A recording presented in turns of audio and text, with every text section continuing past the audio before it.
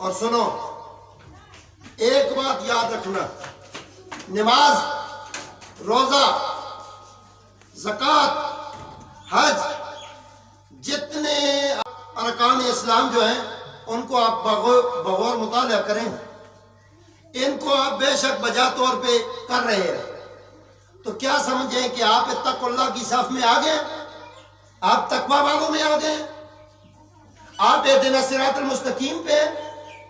جو صراط مستقیم علی کی ذات ہے، مصطفیٰ نے علی کو کہا تھا صراط مستقیم، مصطفیٰ نے علی کو کہا تھا علی وہ ہے کہ میں انا مدینۃ العلم والی بابھا، مصطفیٰ نے کہا میں علم کا شہر ہوں، علی اس کا دروازہ ہے۔ حضور نے فرمایا انا مدینۃ الحکمہ والی بابھا، میں حکمت کا شہر ہوں اور علی اس کا دروازہ ہے۔ فرمایا الحق مع علی وعلی مع الحق، حق علی کے ساتھ ہے اور علی حق کے ساتھ ہے۔ پھر فرمایا القرآن مع علی وعلی مع القرآن، قرآن علی کے ساتھ ہے، علی قرآن کے ساتھ ہے۔ تو کیا سمجھ آئی بھائی؟ سمجھ یہ آئی کہ جائیدادیں تقسیم کرنے کی بات نہیں کر رہا، پراپرٹی کو ڈیوائیڈ کرنے کی بات نہیں کر رہا، میں یہ کہہ رہا ہوں تم نے کائنات کے اندر بڑے فتنے ڈالے مسلک کے نام پہ، لیکن تم نے یہ کیوں نہ بتایا کہ باپ کے ترکے سے کچھ بھی نہ دو، اور شملہ تو باپ کا جو ہے نا وہ پتر کے سر آتا ہے۔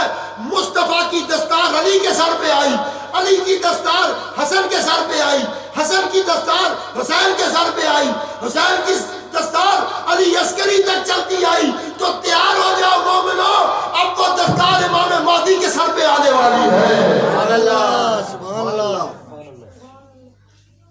بڑے لوگ بتاتے ہیں جی شعبان کی فضیلت یہ ہے، شعبان کی فضیلت یہ ہے، شعبان کی فضیلت یہ ہے۔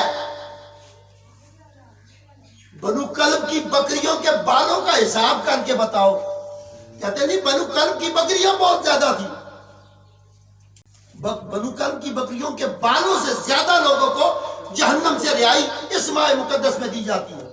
اور کیوں ہے اس ماہ مقدس کے اندر پتہ کرو کیا ہوا اس مہینے میں،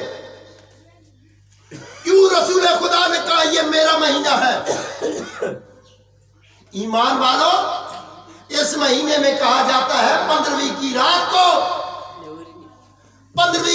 کو رزق تقسیم کیا جائے گا،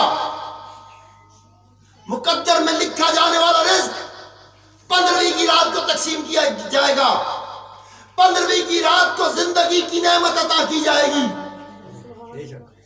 بڑی چیزیں ملیں گی، بڑا کچھ ملے گا۔ کیا ہوا 15ویں کو؟ کسی نے آپ کو شیعوں کے سکول میں بٹھا دیا، کسی نے وہابیوں کے، کسی نے دیوبندیوں کے، کسی نے بریلویوں کے، آپ تو پریشان ہو گئے۔ لیکن ایمان یہ کہتا ہے کہ کوئی سزوکی والا کنڈکٹر کو ڈرائیونگ سیٹ پہ بیٹھنے نہیں دیتا، کوئی جائل ڈر کے کسی بھی بھلکڑ انداز سے بھی مولوی صاحب کے مسلح پہ کھڑا نہیں ہوتا، اور کوئی ناسمجھ کبھی گاڑی کا انجن نہیں کھولتا۔ تمہارا مستری سمجھدار جس شاگرد کو سمجھتا ہے اسے کہتا قابل کھول، جائل کو نہیں کہتا قابل اسلیپ کر چھوڑ سی۔